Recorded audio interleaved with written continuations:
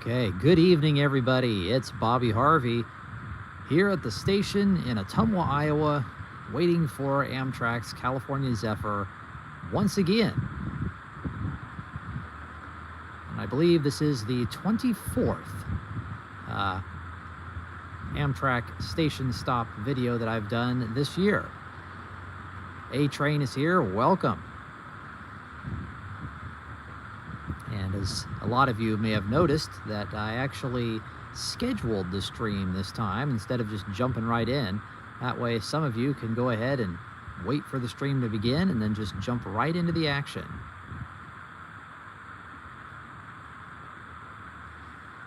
So the train tonight, we started right on time at 6:30, right when I wanted to start the stream.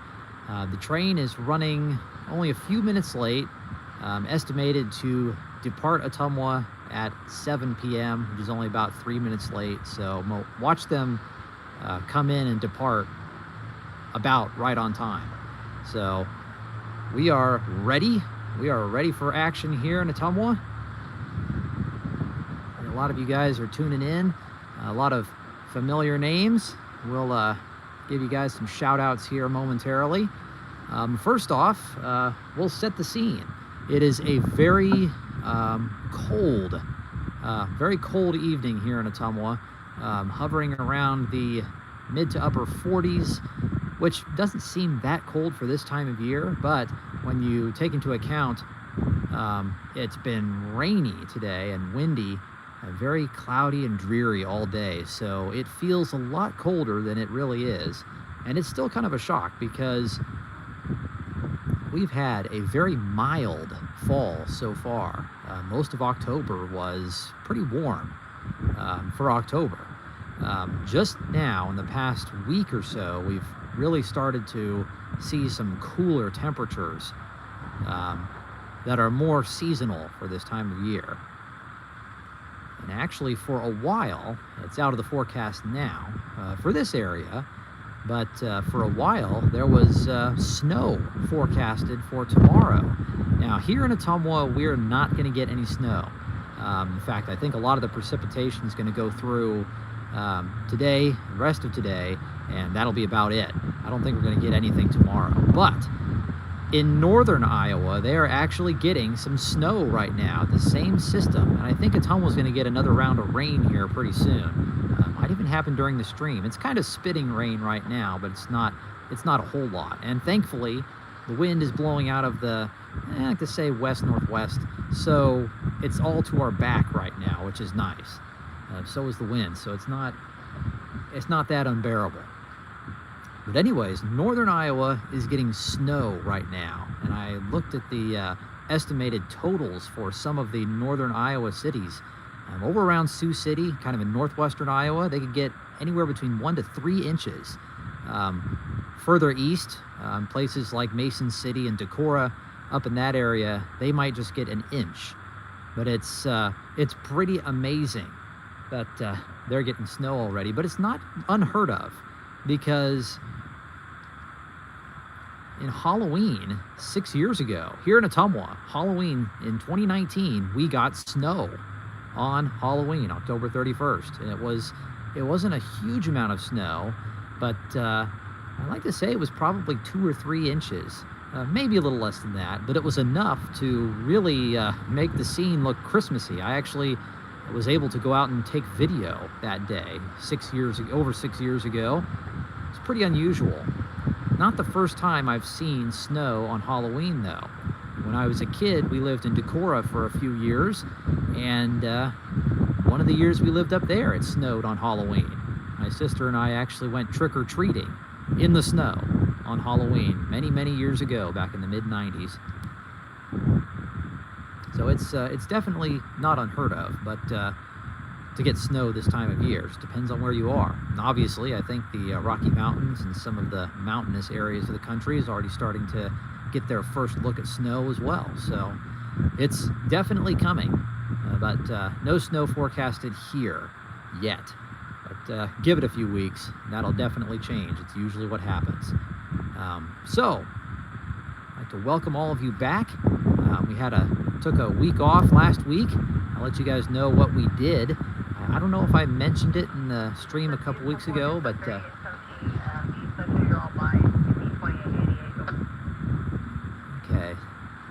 First off, let's listen to the radio here, see what's going on.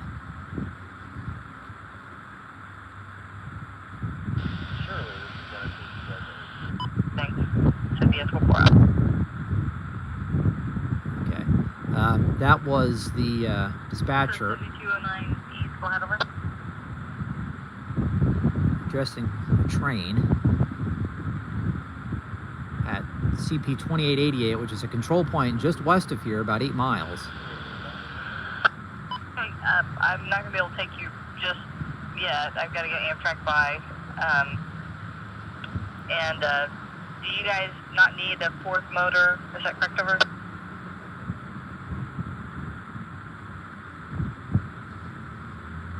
Okay. Right, roger that. Yeah, I got to get Amtrak by first, and I should be able to take you after that, over. Okay.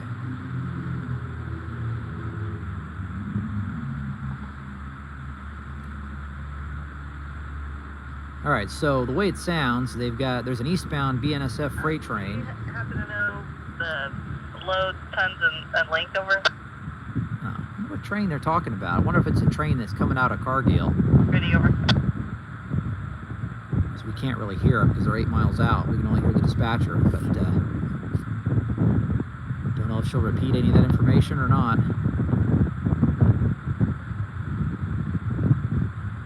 And is that with power, over?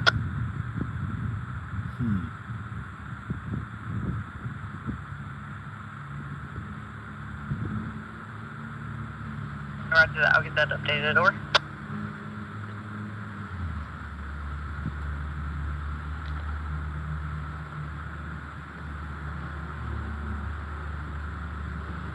They went through CB 2502 not too long ago. I'll have to figure it out, over.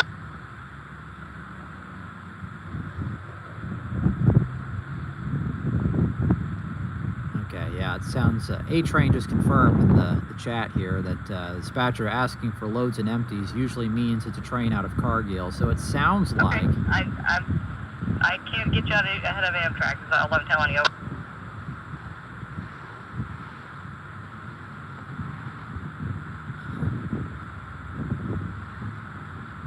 Sounds like the freight crew's getting a little antsy and they want to go. Well, I guess I can't really blame them, because if Amtrak's going through 2502, I mean, if they really are at 2502, they're 30 miles out, whereas this freight train is only 8 miles out. So I'm guessing that they're running on Main 1 and they're waiting at 2888 so that Amtrak can get through and they can cross over and then they can come on in. Now, I know that, you know, you're supposed to give Amtrak priority, and the dispatcher is definitely doing that.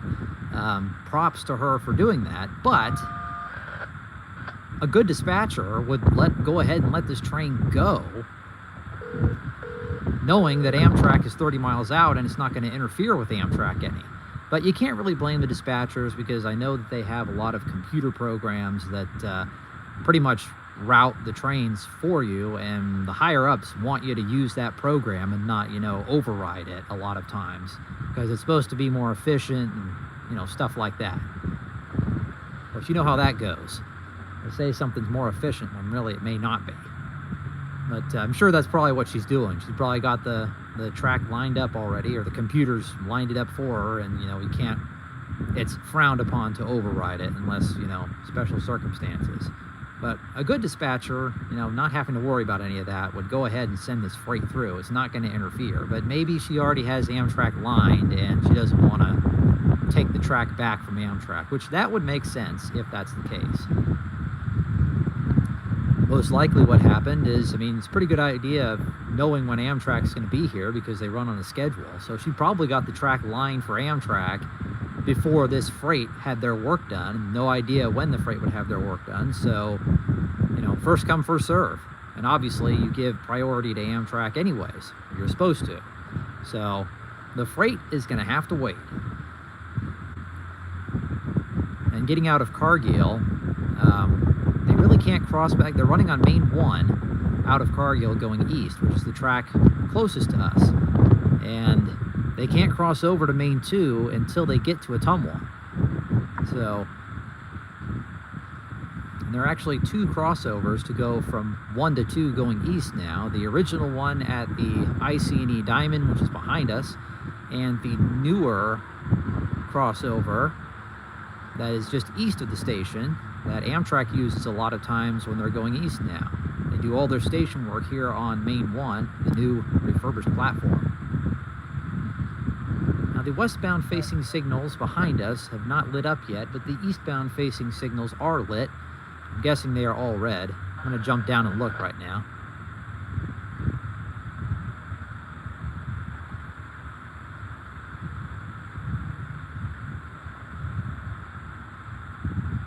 Now, the eastbound signal for Main 2 is the only one I can see right now. I'm not going to jump off the tracks and look right now crossing the tracks, because technically you're not really supposed to do that here anymore. With the conductors and everything still here waiting to get on Amtrak, I don't want to give them a reason to yell at me or something. But either way, we got Amtrak coming first.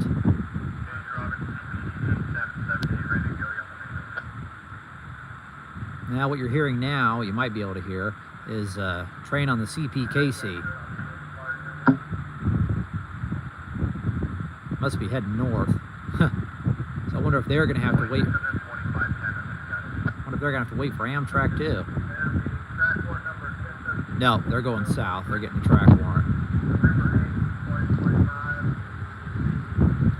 Okay, so while we wait for the train, and it's very cold here, we're going to go ahead and go through the chat and welcome some of you guys. Quite a few of you are here right now. A-Train, Nate Jackson's here. Jason Mondi is here. Hello. Dakota. Annette. Fiery Flame. Mark is here.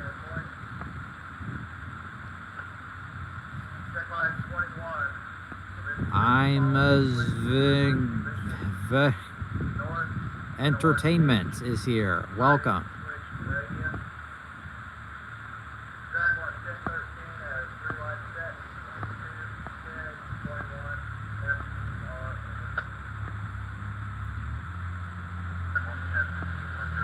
We have Juan here. Gene, Juan. Hope I'm pronouncing that right. Geronimo. Welcome. Great, thanks a lot is also here. Now, Mark just said that 5 is estimated to arrive at 6:57, which is the scheduled arrival. So they're doing good on time. Okay, go back up here. Yeah, Dakota says, he volunteers over at Old Threshers.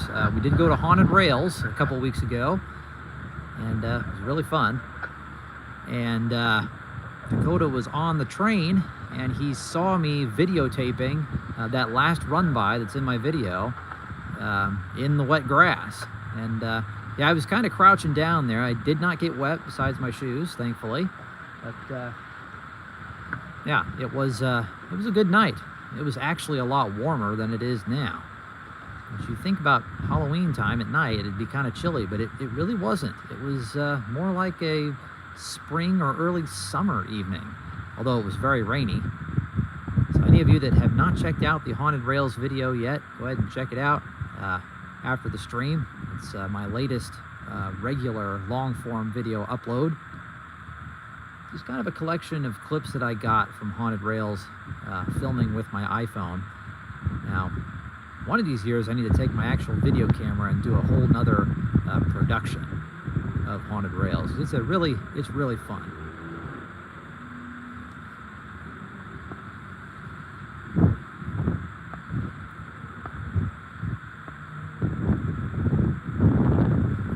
Okay, Robert Bach says that he rode on number 6 through here Tuesday evening.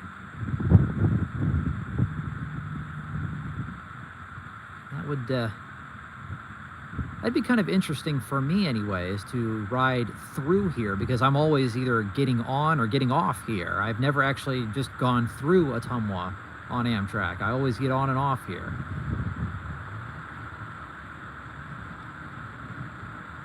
And the same goes for Fort Madison on the Southwest Chief. I've ridden the Southwest Chief a few times. Fort Madison, I always either get on or off there too. I've never just gone through Fort Madison. You think of people going cross country, and this is a fresh air stop for them. So they get out, stretch their legs, and smoke a cigarette if need be, and then they get back on the train and off they go.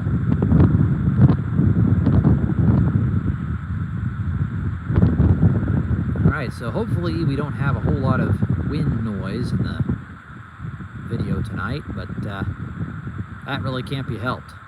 Thankfully, the wind is to our back, at least for right now.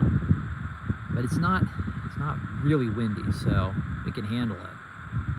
And I think it's just mainly just kind of a shock from going from summertime to the very mild fall that we've had to this point, and then it just really changes drastically. It was not a gradual change. It was very sudden. And it's kind of been going up and down. Like you'd have a couple of cold days, and then it would get warmer again, and then cold again. So we haven't really, I don't think anybody's really, at least me anyways, I have not truly adjusted to the cold weather yet. But once I do, it'll be, it'll be nothing. It's just kind of a shock that you always get when you go from warm weather to cold weather. All right, here's more chatter from BNSF.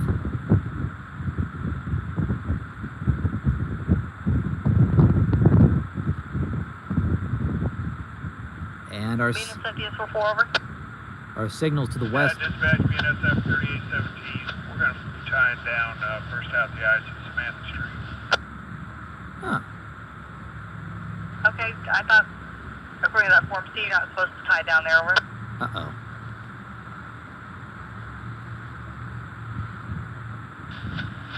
Maybe that is the place you tie down. I don't know. Tie down Paris, tie down at Samantha as far as we know.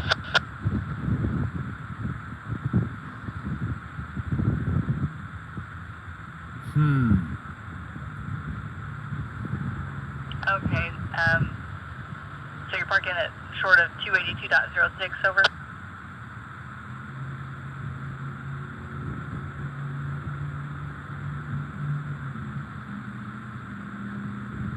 No, we're not short of 282.06, but that's a field crossing.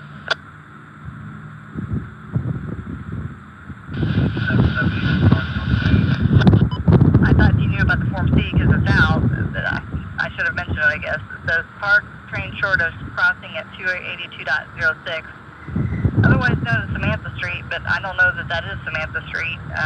Is it, over? No, that is not Samantha Street. Samantha Street is just a little bit, not even probably a quarter of a mile from Paris, and that's the one we're supposed to stay short of, which we will. Okay. Do you have that milepost, over?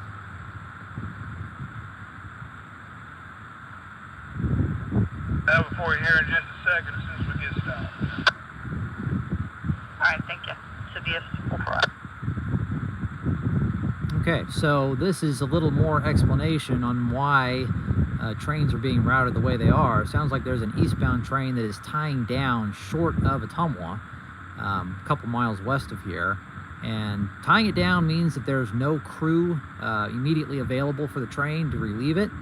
So they tie it down and wait for a crew, and the train's going to be sitting there for an extended period. So it's essentially a one-track railroad at that point. The dispatcher will send Amtrak through, and then the eastbound freight that we heard earlier on Main 1 as well. They'll both avoid that stop train. So, but even without another train there, they would have probably done that anyways. But that's one of the advantages of having a double-track railroad, is that you can park a train when there's no crew and weave other trains in and out if need be. wouldn't be able to do that on a single track railroad without there being a siding to park a train in. So Amtrak is getting close, I do believe. Signals have lit up to the west. Amtrak has a clear on Main 1, so it'll probably be another 5-6 minutes or so. Now Mark asks a question, is he seeing lightning flashes? I don't think so. I think what you're seeing, which I noticed it in the phone screen too, I think you're seeing is just kind of the glare off of these LED lights, and the phone camera is just trying to focus with the LED light kind of in the side of the view here. So if I turn the phone down a little ways, you can kind of see that line go away. That is, I'm pretty sure that's because of the LED lights on the platform. But I didn't see anything in the sky with my peripheral vision, so I'm guessing that's all that is. But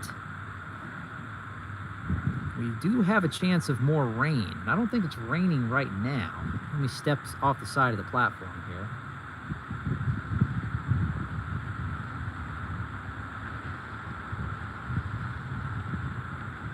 Now, it is not raining at the moment, but I do think there is a chance of more rain later on. Probably with that band of storm systems that's dumping a lot of snow in northern Iowa right now, which we talked about earlier. So before Amtrak gets here, I'll just give you a brief summary of what my wife and I did last week. We were not in town. We actually went to the Twin Cities, mainly to see one of her favorite music artists, Jesse McCartney. Any of you know his songs? Always puts on a really good show. This was her 4th time seeing him, my 3rd time. Obviously, just knowing that, I mean, he puts on a really, really good show. And that was Saturday night last week in St. Paul at the Palace Theater. And the next day, we checked out Mall of America. And of course, while she was looking around and shopping, I jumped on the Metro Transit light rail trains and rode out to the airport and back and got some pictures. Gotten quite a bit of video of those trains over the past 6 years. Eventually I'm going to stitch into a video, kind of a summary video of the Metro Transit light rail operations in the Twin Cities area. I also got a couple of pictures of the new Amtrak Borealis train, the southbound, or I guess eastbound train at Hastings, Minnesota, which is just south of St. Paul, and then the westbound train arriving at St. Paul Union Depot later that night. And that train just happened to have the Phase 4 Heritage Locomotive 164 on the front going west, with a long-distance charger on the east end. That was pretty neat to see. Got to see him pull into the station and back up. And they store the train, they store the Borealis on a little siding just east of Union Depot in St. Paul. And another thing I did in the beginning of the day is we drove out to the old Midway station in St. Paul, which is the old Amtrak station that they used to stop at before Union Depot was restored. Ironically, that station is now closed and abandoned. It has been since 2014. That station is actually newer than Union Depot. It was built, Midway Station was built in 1978, I'm pretty sure, and now it is closed. But it's still there. Some of the signage has been removed, but there are still some really neat Amtrak neon signs on the ends of the station. It's really neat. And it's pretty accessible. Not really a bad neighborhood or anything. It's just it's kind of sitting there, so I was able to get some pictures and video of it too. And the following day, last Sunday, I was going to get a picture of Metro Transit North Star commuter train leaving Minneapolis. I wanted to get at least one picture of them because I know that they're going to cease operations in January of next year. They're going to close down the North Star. I was not getting the ridership they wanted, and too expensive to keep it running. So I wanted to get one picture of them, but we got stuck in traffic and I wasn't able to get it. So we ended up turning south and heading home after that. But it was a good weekend. Very action-packed. Really fun trip. I really enjoy being up in the Twin Cities. Obviously, going to Mall of America is an adventure in itself. But it's really neat that there are trains going right into the parking garage of Mall of America. And those trains can take you to downtown Minneapolis, downtown St. Paul, which will also take you to the other passenger trains in the Twin Cities area, Amtrak Empire Builder and Borealis.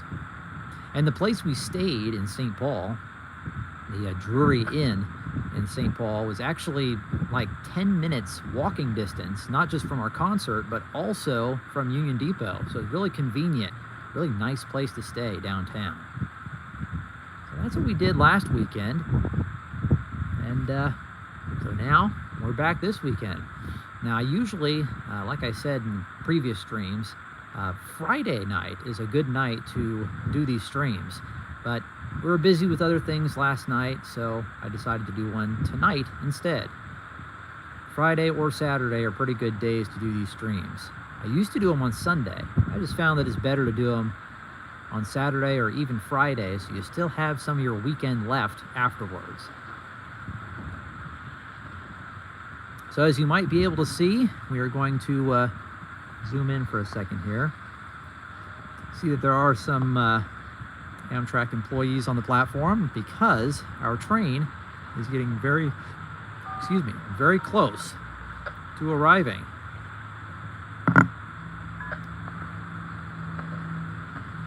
Yeah, Robert Bach just comments and said that, which I know I've heard a lot of people comment about this, that North Star would have been more successful if the train was extended to St. Cloud.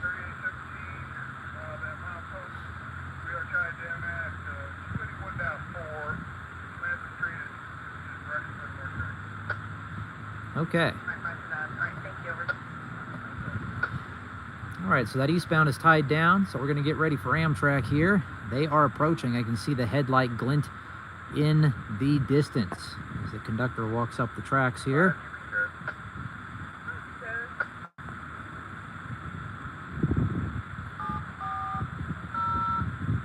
And the headlights are coming.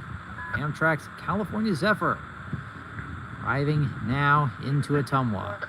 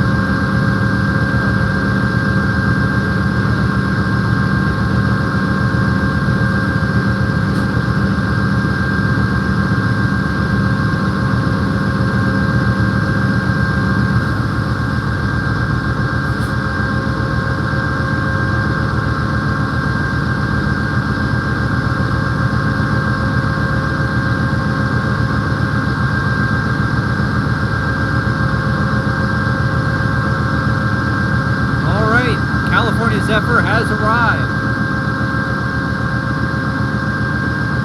Engineers changing out up there.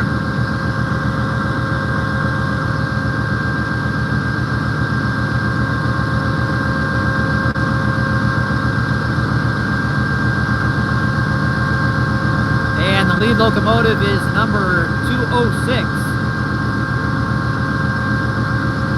One number away from the newest P42 that Amtrak owns. Newest one is 207. And the trailing unit is one of the older P42s, number 23.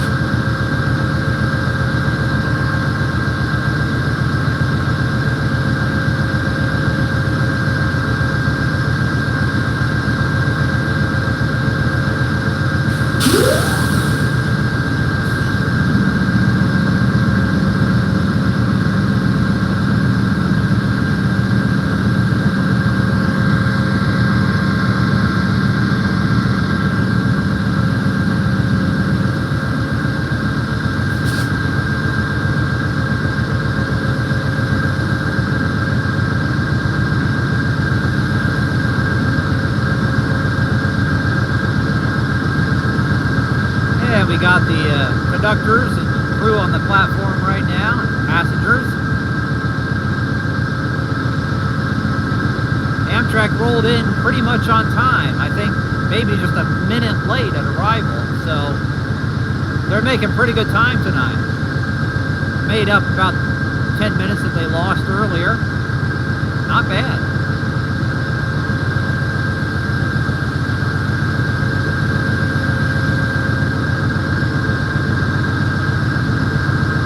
Now, Jim just asked a question, where is the second crewman?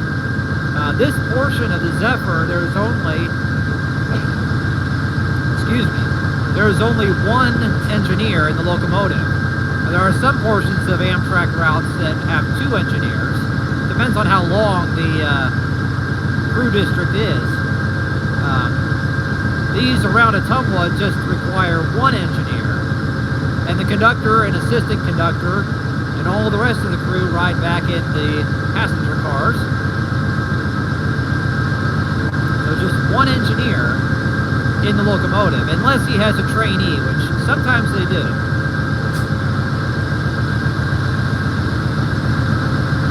But typically speaking, it's just one engineer on these crew districts, either to Ottumwa or from Chicago and west to Lincoln. Both one engineer crew districts.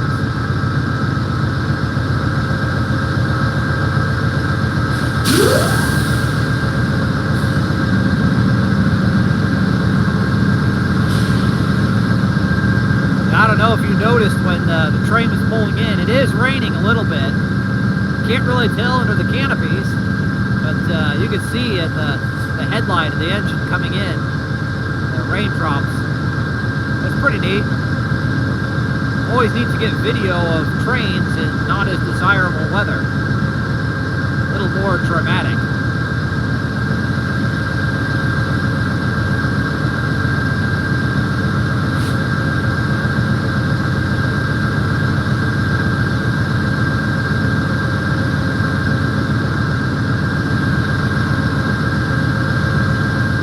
So we've got Amtrak here in the station now.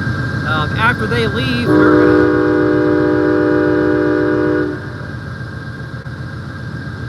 as I was saying, that's the warning whistle. Time for everybody to get back on. As I was saying earlier, this is a fresh air stop for the passengers, so they can get out on the platform, stretch their legs. Extended stop for the crew change is usually about 10 minutes, 5 to 10 minutes. When they blow the whistle, conductor yells, "All aboard, it's time to get back on."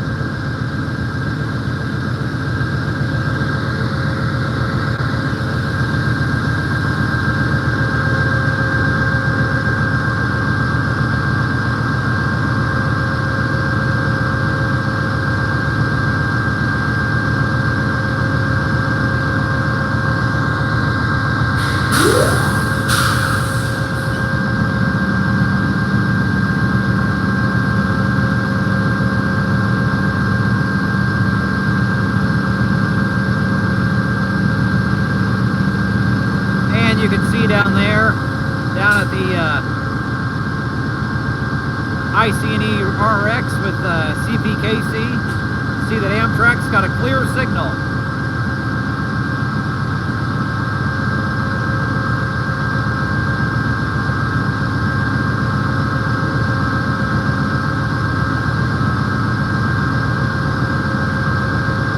So once Amtrak leaves, there is a eastbound freight train that we're going to hang around and wait for. Track 5, westbound platform, reporting cancellations. Clear the IC, stand by.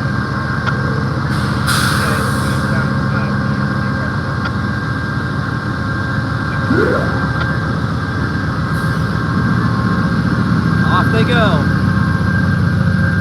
Locomotives number 206 in the front, P4223 trailing, Viewliner 2 baggage car, as usual.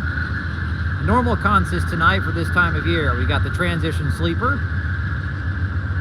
They head out of the station, do their running brake test. Here come the sleepers. Superliner 1, Superliner 2, sleeping car. You can actually see in the berth. There's the dining car, the Superliner 2. Good running brake test. Here they go. Here's the lounge car. Neat thing about seeing a train at night is you can see in the train. It's pretty neat. And the two coaches. Normal coach and a coach baggage on the end. Both Superliner 1s. Off they go.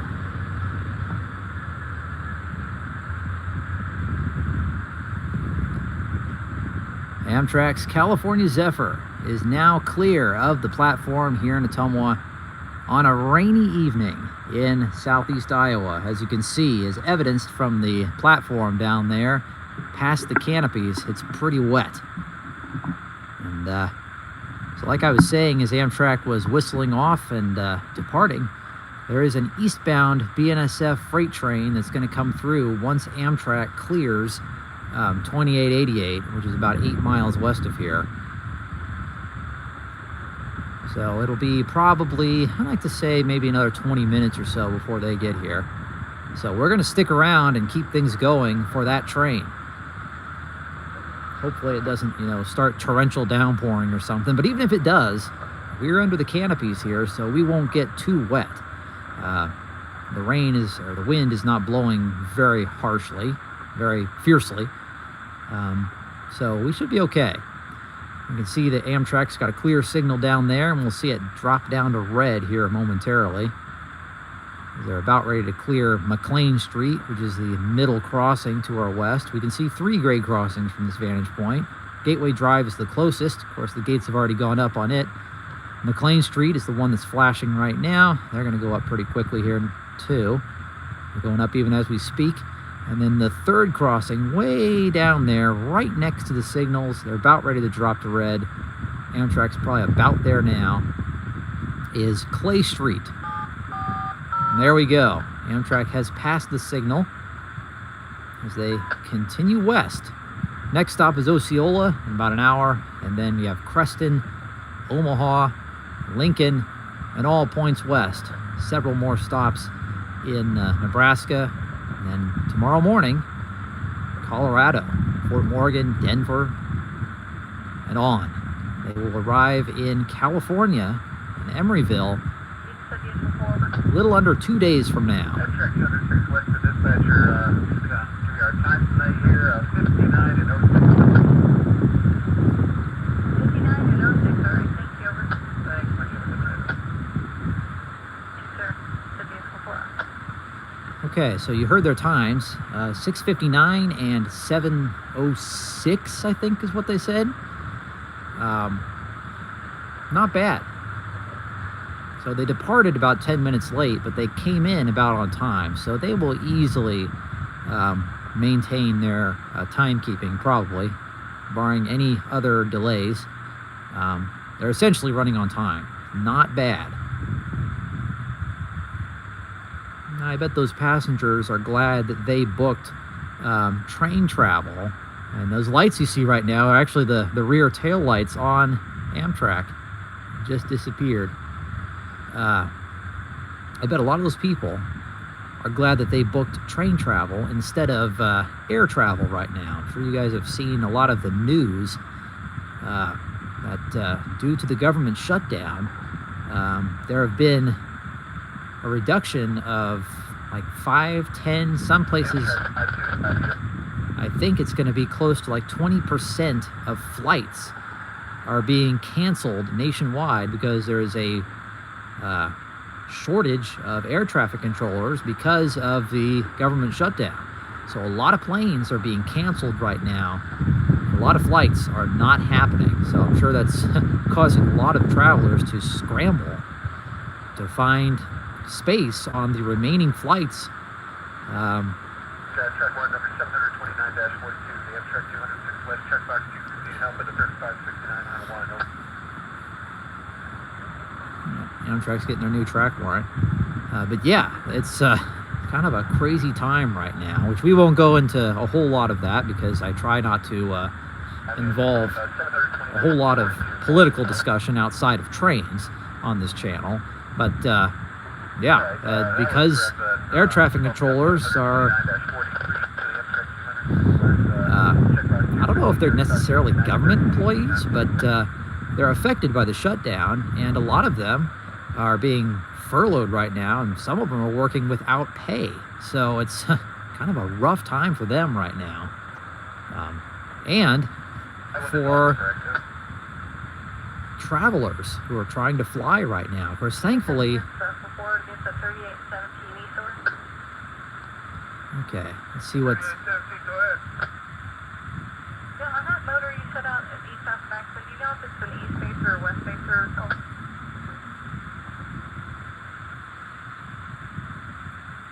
It's a west facer. West facer, okay. Alright, thank you. Should be a full up. Yeah, that eastbound train that tied down apparently set out a locomotive at Maxon. There's a siding out there. It's just east of Albia.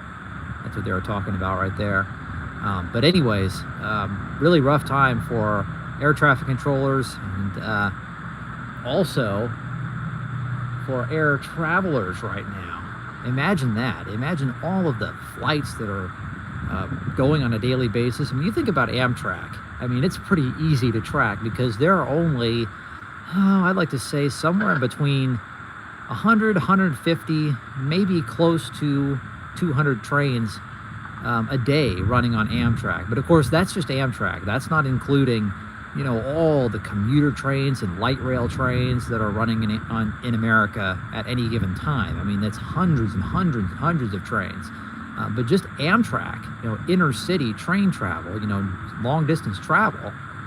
So you can see the signals just lit up there, probably getting ready for our eastbound once Amtrak clears. There are only about 100, 150 or so Amtrak trains running on a given day. Now you compare that to airlines.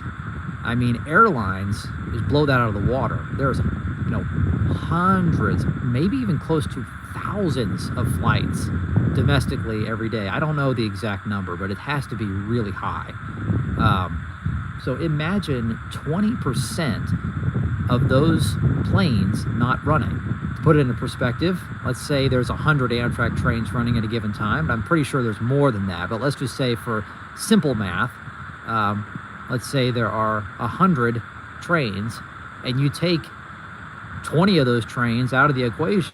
So there's only 80 trains running. Now that doesn't seem like a huge reduction, just 20 trains, but if you're running 100 trains and that's, you know, all the trains you're running, that's a pretty significant decrease in service.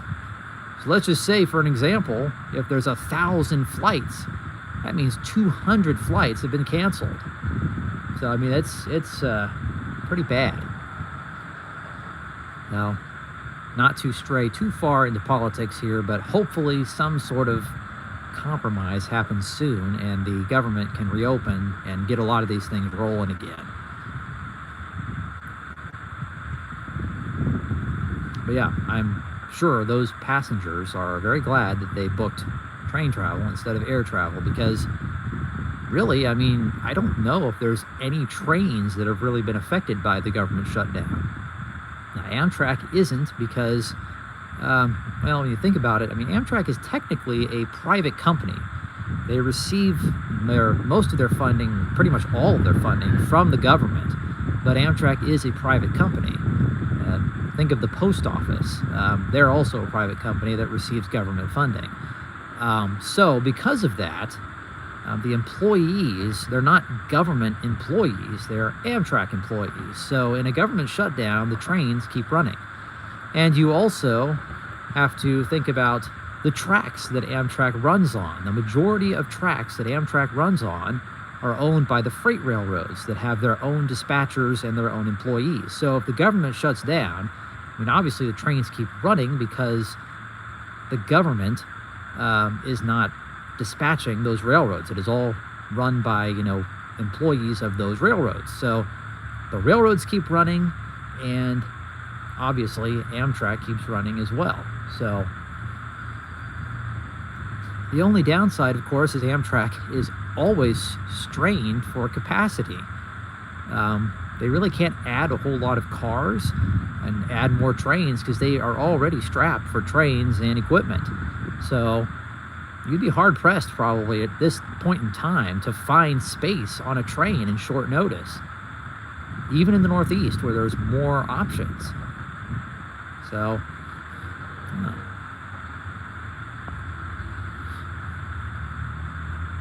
I just got a low battery warning on my phone.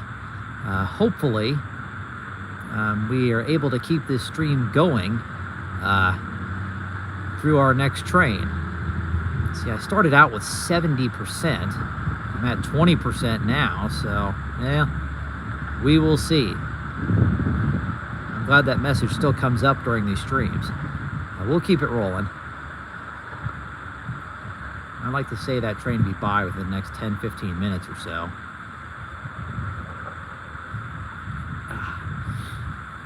Okay, I'm going to go ahead and pan the camera back to facing east until that train gets here, because yeah, it's kind of cold standing facing the wind.